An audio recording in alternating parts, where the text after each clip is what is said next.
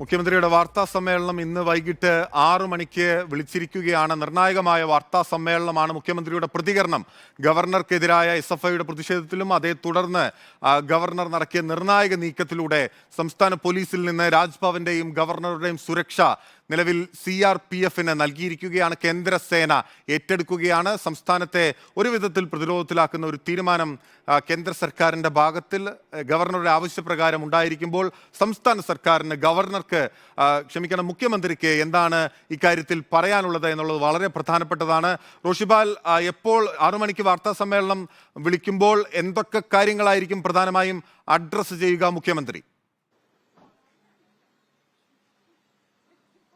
ഇടവേളയ്ക്ക് ശേഷമാണ് മുഖ്യമന്ത്രി പിണറായി വിജയൻ മാധ്യമങ്ങളെ കാണുന്നത്. 6 മണിക്ക് സ്വാഭാവികമായും ഇപ്പോൾ കത്തി നിൽക്കുന്ന മുഖ്യമന്ത്രി ഗവർണർ പോര്, അതുമായി ബന്ധപ്പെട്ട ഗവർണർ മുഖ്യമന്ത്രിക്കെതിരെ ഉന്നയിച്ച ആരോപണങ്ങൾ അടക്കമാണ് ഇന്ന് മറുപടി മുഖ്യമന്ത്രി നൽകാൻ സാധ്യത.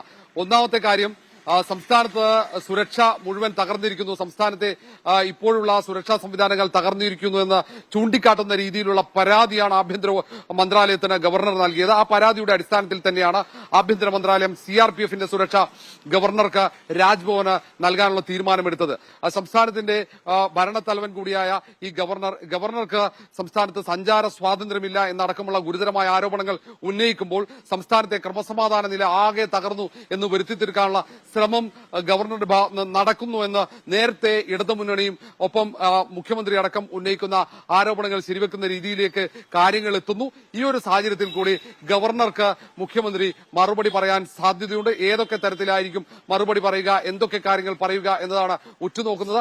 CPM നേതൃത്വം നേരത്തെ തന്നെ ഗവർണർക്കെതിരെ, ഇടതുമുന്നണി കൺവീനർ അടക്കം ഗവർണർക്കെതിരെ വിമർശനം ഉന്നയിച്ചതാണ്. പക്ഷേ കഴിഞ്ഞ ദിവസങ്ങളിലൊക്കെ മുഖ്യമന്ത്രിയോട് ഗവർണർ സ്വീകരിച്ച നിലപാട്, ഗവർണർ ഏറ്റവും ഒടുവിൽ റിപ്പബ്ലിക് ദിന ചടങ്ങിൽ പോലും മുഖ്യമന്ത്രിക്ക് മുഖം കൊടുത്തില്ല. മാത്രവുമല്ല, മുഖ്യമന്ത്രി അഭിവാദ്യം ചെയ്യാതെ പുറത്തേക്ക് കടന്ന ഒരു സാഹചര്യം.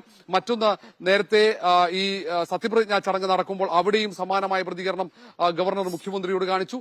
പിന്നീട് നിയമസഭയിൽ നയപ്രഖ്യാപന പ്രസംഗത്തിന് എത്തുന്ന വേളയിൽ മുഖ്യമന്ത്രി പൂച്ചണ്ട് കൊടുക്കുമ്പോൾ ഗവർണർ മുഖം തിരിച്ചു.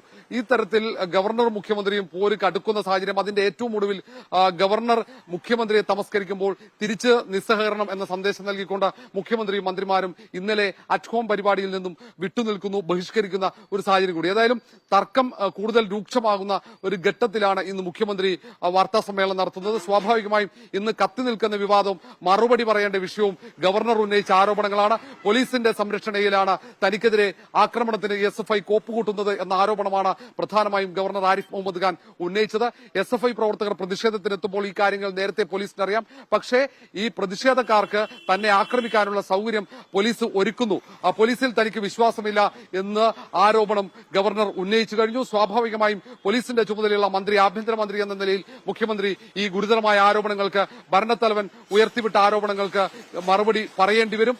ആ ആരോപണങ്ങളെ പ്രതിരോധിക്കേണ്ട ഒരു ചുമതല കൂടെ മുഖ്യമന്ത്രിക്കുണ്ട്. അതുകൊണ്ട് സ്വാഭാവികമായും മുഖ്യമന്ത്രി ഗവർണർ ഉന്നയിച്ച ആരോപണങ്ങൾക്ക് നേരിട്ടോ അതല്ലെങ്കിൽ പരോക്ഷമായെങ്കിലും രൂക്ഷമായ തരത്തിൽ മറുപടി പറയും എന്നാണ് പ്രതീക്ഷിക്കുന്നത്. ഏതായാലും സഭാ സമ്മേളനം കൂടി നടക്കുന്നു. നയപ്രഖ്യാപന പ്രസംഗം പൂർണ്ണമായി വായിക്കാതെ ഗവർണർ മടങ്ങിയതിൽ മന്ത്രിമാർ ഉൾപ്പെടെ രൂക്ഷമായ പ്രതികരണത്തിന് തുനിഞ്ഞിരുന്നില്ല. പക്ഷേ ഇടതുമുന്നണിക്ക് ഇക്കാര്യത്തിൽ കൃത്യമായ നിലപാടുണ്ടായിരുന്നു.